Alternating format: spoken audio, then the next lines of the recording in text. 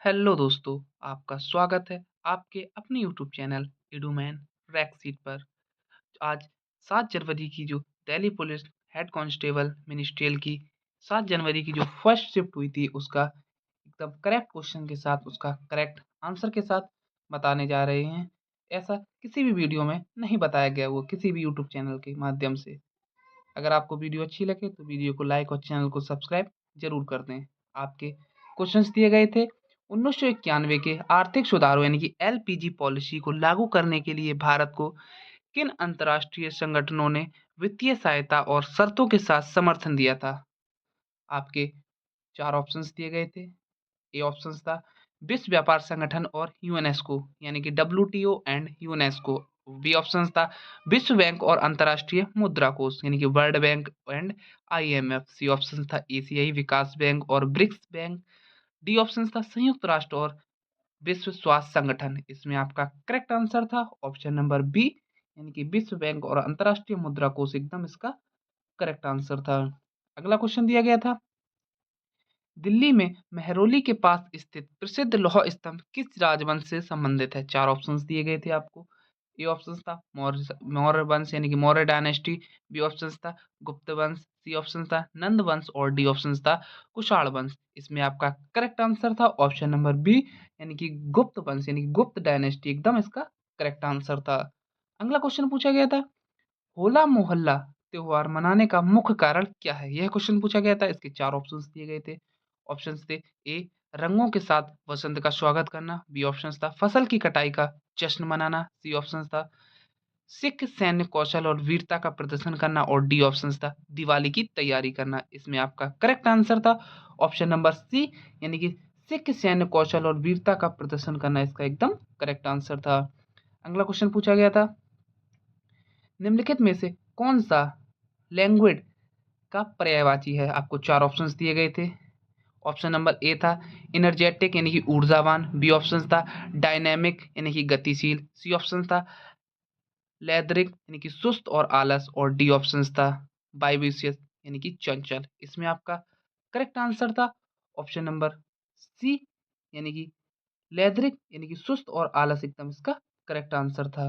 अगला क्वेश्चन पूछा गया था, एक विशेष अधिकार या लाभ अर्थ वाले शब्द की सही वर्तनी यानी कि स्पेलिंग, जो इन चार स्पेलिंग दी थी इनमें तीन इनकरेक्ट है और एक करेक्ट मीनिंग का सही विकल्प चुनना था। इसके चार ऑप्शंस दिए गए थे, इसमें सही मीनिंग चुननी थी। इसका करेक्ट आंसर था ऑप्शन नंबर डी यानी कि प्राइविलेज। ये एकदम इसका करेक्ट आंसर था। ऑप्शन ये मीनिंग एकदम करेक्ट थी। अगला क्वेश्चन दिया गया था, भारतीय न्याय संहिता वीएनएस के अनुसार यदि कोई अपराधी कारावास और जुर्माना दोनों से दंडनीय अपराध में जुर्माना नहीं भरता तो उसे अधिकतम कितनी अवधि के लिए जेल भेजा जा सकता है? आपको चार ऑप्शंस दिए गए थे इसके। पहला ऑप्शन था अपराध के लिए निर्धारित अधिकतम कारावास का आधा। बी ऑप्शन था अपराध के निर्धारित अधिकतम कारावास का एक चौथाई। सी ऑप्शन था अधिकतम 6 महीने और डी ऑप्शन था अधिकतम 2 साल। इसमें आपका करेक्ट आंसर था ऑप्शन नंबर बी यानी कि अपराध के लिए निर्धारित अधिकतम कारावास का एक चौथाई एकदम करेक्ट आंसर था। अगला क्वेश्चन दिया गया था, ये रीजनिंग का क्वेश्चन था। श्रृंखला दी गई थी आपको 121, 144, 169 और 196। आपको चार ऑप्शंस दिए गए थे इसका। ऑप्शन ए था 210, बी ऑप्शन था 225, सी ऑप्शन था 256 और डी ऑप्शन था 289। इसमें आपका करेक्ट आंसर था यानी कि 121 11 का वर्ग होता है, 144 12 का वर्ग होता है और 169 13 का वर्ग होता है और 196 14 का वर्ग होता है। तो अगला आएगा 15 का वर्ग, और 15 का वर्ग होता है 225 यानी कि ऑप्शन नंबर बी इसका एकदम करेक्ट आंसर था। अगला क्वेश्चन पूछा गया था, जेरोनोटोलॉजी किसका अध्ययन है? चार ऑप्शंस दिए गए थे। ए शिशुओं का, बी पौधों का यानी कि प्लांट्स का, सी उम्र बढ़ाने और वृद्ध व्यक्तियों का और डी ऑप्शंस था कीटों का। इसमें आपका करेक्ट आंसर था ऑप्शन नंबर सी यानी कि उम्र बढ़ाने और वृद्ध व्यक्तियों का एकदम करेक्ट आंसर था। ऑप्शन नंबर सी इसका एकदम करेक्ट था। अगला क्वेश्चन दिया गया था, भारत की प्रथम पंचवर्षीय योजना यानी कि 1951 से 1956 का मुख्य फोकस क्या था? आपके चार ऑप्शंस दिए गए थे। ए ऑप्शन था भारी औद्योगिकरण। बी ऑप्शन था कृषि एग्रीकल्चर डेवलपमेंट यानी कि कृषि विकास। सी ऑप्शन था ग्रोथ ऑफ आईटी सेक्टर यानी कि आईटी सेक्टर का विकास। और डी ऑप्शन था गरीबी उन्मूलन। इसमें आपका करेक्ट आंसर था ऑप्शन नंबर बी यानी कि एग्रीकल्चरल डेवलपमेंट एकदम इसका करेक्ट आंसर था। कृषि विकास इसका एकदम करेक्ट आंसर था। अगला क्वेश्चन दिया गया था निम्नलिखित में से कौन से शब्द लैंग्वेज का पर्यायवाची है। चार ऑप्शंस दिए गए थे। ऊर्जावान ये हो, बी ऑप्शन था गतिशील, सी ऑप्शन था सुस्त और आलस और डी ऑप्शन था चंचल। इसमें आपका करेक्ट आंसर था ऑप्शन नंबर सी यानी कि लैंग्वेज इसका एकदम करेक्ट आंसर था। सुस्त और आलस इसका एकदम करेक्ट था। अगला क्वेश्चन दिया गया था जनवरी 2025 में ब्रिक्स की अध्यक्षता किस देश ने ग्रहण की थी। आपको चार ऑप्शंस दिए गए थे। ए रूस यानी कि रशिया, बी इंडिया, सी चाइना और डी ब्राजील। इसमें आपका करेक्ट आंसर था ऑप्शन नंबर डी ब्राजील इसका एकदम करेक्ट आंसर था। अगला क्वेश्चन दिया गया था यदि एक व्यक्ति की मासिक आय यानी कि इनकम 3000 है और उसका किराया यानी कि रेंट पर 1200 रुपये किराए यानी कि रेंट पर और 800 रुपये खाने पर और 500 रुपये अन्य खर्च यानी कि उसका खर्च करता है, तो बताइए उसके पास कितने पैसे बचेंगे। यानी कि तो इसमें चार ऑप्शंस दिए गए थे। ए ऑप्शन था 400 रुपये, बी ऑप्शन था 500 रुपये, सी ऑप्शन था 600 रुपये और डी ऑप्शन था 2700 रुपये। इसमें आपका करेक्ट आंसर था ऑप्शन नंबर बी यानी कि 500 रुपये इसका एकदम करेक्ट आंसर था। अगला क्वेश्चन दिया गया था त्रिपक्षीय युद्ध किस किन तीन राजवंशों के बीच हुआ था। आपके चार ऑप्शंस दिए गए थे। ए ऑप्शन था चोल, पल्लव और पांड्य, बी ऑप्शन था पाल, प्रतिहार, राष्ट्रकूट वंश, सी ऑप्शन था मौर्य वंश, गुप्त वंश और मुगल वंश, डी ऑप्शन था चोल वंश, प्रतिहार वंश और राष्ट्रकूट वंश। इसका आपका करेक्ट आंसर था ऑप्शन नंबर बी यानी कि पाल वंश, प्रतिहार वंश और राष्ट्रकूट वंश। इसका एकदम करेक्ट आंसर था। अगला क्वेश्चन दिया गया था भारत में सांख्यिकी के जनक किसे माना जाता है और भारतीय सांख्यिकी यानी कि आईएसआई की स्थापना किसने की थी। इसमें आपके चार ऑप्शंस दिए गए थे। ए ऑप्शंस थे सीवी रमन, बी ऑप्शन था सत्येंद्र नाथ बोस, सी ऑप्शन था प्रशांत चंद्र महानोलोविस और डी ऑप्शन था होमी जे भाभा। इसमें आपका करेक्ट आंसर था ऑप्शन नंबर सी यानी कि प्रशांत चंद्र महानोलोविस इसका एकदम करेक्ट आंसर था। अगला क्वेश्चन दिया गया था 10a + cot a = 5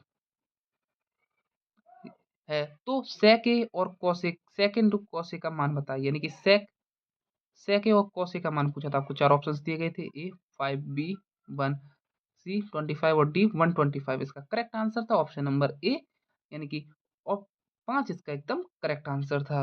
अगला क्वेश्चन दिया गया था एक बेलन, ये मैथ के क्वेश्चन दिए गए थे।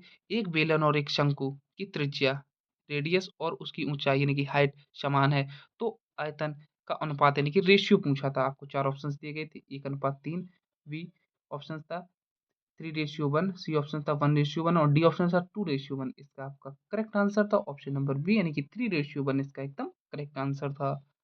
अगला क्वेश्चन दिया गया था भारत ने ओलंपिक में अपना पहला व्यक्तिगत पदक किस खेल में जीता था। आपके चार ऑप्शंस दिए गए थे। ए हॉकी, बी निशानेबाजी यानी कि शूटिंग, सी कुश्ती और डी टेनिस। इसमें आपका करेक्ट आंसर था ऑप्शन नंबर सी यानी कि कुश्ती एकदम इसका करेक्ट आंसर था यानी कि रेसलिंग इसका एकदम करेक्ट आंसर था। अगला क्वेश्चन दिया गया था ऑपरेशन सिंदूर के दौरान मिसाइल और ड्रोन हमलों की जानकारी किस अधिकारी ने मीडिया को दी थी। आपके चार ऑप्शंस दिए गए थे। A major general Ashok Kumar, B options थे colonel Sofiya Qureshi, C options था ग्रुप कैप्टन वर्मा और डी ऑप्शंस थे लेफ्टिनेंट जनरल शर्मा। इसमें आपका करेक्ट आंसर था option number B colonel Sofiya Qureshi एकदम इसका करेक्ट आंसर था। इनके साथ थी व्योमिका सिंह जो ये इनके साथ कर्नल कुरैशी और व्योमिका सिंह थी इनके साथ। अगला क्वेश्चन दिया गया था सी ऑफ पोपीज नामक पुस्तक के लेखक कौन है। चार ऑप्शंस दिए गए थे। ए विक्रम सेठ, बी अरुंधति रॉय, सी अमिताभ घोष और डी सलमान रुश्दी। इसमें आपका करेक्ट आंसर था ऑप्शन नंबर सी यानी कि अमिताभ घोष इसका एकदम करेक्ट आंसर था। अगला क्वेश्चन दिया गया था धामे स्तूप स्तूप का निर्माण मुख्य रूप से किस शासक के शासनकाल में शुरू हुआ था। इसमें आपके चार ऑप्शंस दिए गए थे। ए सम्राट अशोक, बी ऑप्शन था सम्राट अकबर, सी ऑप्शन था हुमायूं और डी ऑप्शन थे सम्राट नरसिंह। इसमें आपका करेक्ट आंसर था ऑप्शन नंबर ए सम्राट अशोक इसका एकदम करेक्ट आंसर था। अगला क्वेश्चन दिया गया था सूक्ष्म अर्थशास्त्र में जब क्रेता और विक्रेता दोनों अपने स्वयं के हित में कार्य करते हैं तो प्रतिस्पर्धी बाजार में सबसे संभावित परिणाम क्या होगा? ये क्वेश्चन दिया गया था, इसके 4 ऑप्शंस दिए गए थे। ए बाजार की विफलता यानी कि मार्केट फेल्योर, बी ऑप्शन था बाजार संतुलन, सी ऑप्शन था सरकारी हस्तक्षेप और डी ऑप्शन था कुल उत्पादन में कमी। इसका करेक्ट आंसर था ऑप्शन नंबर बी यानी कि बाजार संतुलन इसका एकदम करेक्ट आंसर था। अगला क्वेश्चन दिया गया था 77वीं सीनियर नेशनल एक्वाटिक चैंपियनशिप 2024 का आयोजित कहाँ की गई थी?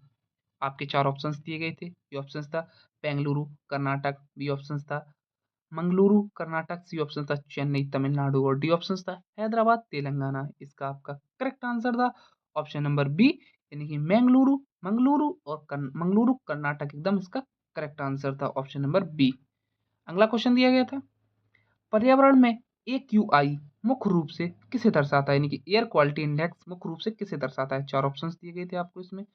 ऑप्शन ए था तापमान और आर्द्रता, बी ऑप्शन था हवा की गुणवत्ता और प्रदूषण का स्तर यानी कि air quality and pollution level, C option था ध्वनि प्रदूषण यानी कि नॉइज पॉल्यूशन और डी ऑप्शन था पानी की शुद्धता यानी कि वाटर प्योरिटी। इसमें आपका करेक्ट आंसर था ऑप्शन नंबर बी यानी कि हवा की गुणवत्ता और प्रदूषण का स्तर यानी कि air quality and pollution level एकदम इसका करेक्ट आंसर था ऑप्शन नंबर बी इसका एकदम करेक्ट आंसर था। अगला क्वेश्चन दिया गया था 77वीं सीनियर राष्ट्रीय फुटबॉल चैंपियनशिप यानी कि संतोष ट्रॉफी का फाइनल राउंड कहाँ आयोजित किया गया था? इसमें आपके 4 ऑप्शंस दिए गए थे। ए कोकराझार असम, बी ऑप्शन था बेंगलुरु कर्नाटक, सी ऑप्शन था यूपिया अरुणाचल प्रदेश और डी ऑप्शन था कोलकाता पश्चिम बंगाल। इसमें आपका करेक्ट आंसर था ऑप्शन नंबर सी यानी कि यूपिया अरुणाचल प्रदेश इसका एकदम करेक्ट आंसर था। अगला क्वेश्चन दिया गया था ये रीजनिंग का क्वेश्चन था यदि 7 बराबर 49 तो 9 बराबर क्या होगा? ये दिया गया था यानी कि 7 का वर्ग होता है 49 तो 9 का वर्ग होगा 81 यानी कि ऑप्शन 4 ऑप्शन दिए गए थे। ए 72, बी 81, सी 90 और डी 96। इसमें आपका करेक्ट आंसर था 9 का वर्ग यानी कि 81। किस ऑप्शन में? ऑप्शन नंबर बी इसका एकदम करेक्ट आंसर था। लगभग सारे क्वेश्चन कंप्लीट हो गए, इतने ही क्वेश्चन मिल पाए हैं जिनके आपको एकदम करेक्ट क्वेश्चन के साथ उसके करेक्ट आंसर बताए हैं। यदि आपको वीडियो अच्छी लगी हो तो वीडियो को लाइक और चैनल को सब्सक्राइब जरूर कर दें क्योंकि वीडियो बनाने में भाई बहुत मेहनत लगती है, इसलिए चैनल को सब्सक्राइब और वीडियो को लाइक जरूर कर दें। Thank you.